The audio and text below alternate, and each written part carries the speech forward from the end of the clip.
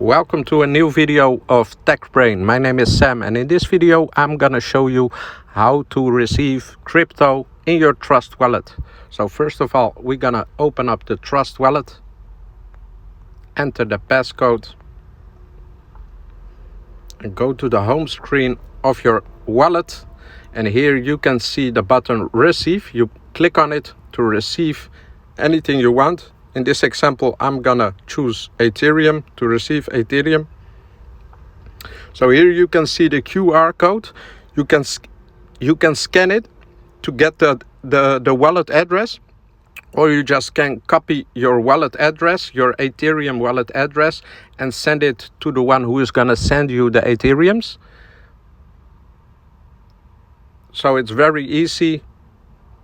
You choose what you want. Like for example, I want the Bitcoin. I have my address. It can be scanned, the QR code, or I just copy the Bitcoin wallet address, copy and send it to the one who is gonna send me the crypto. I hope this video helped you out. If you have any further questions about the Trust Wallet, please let me know down below in the comments. Like, subscribe, and have a nice day.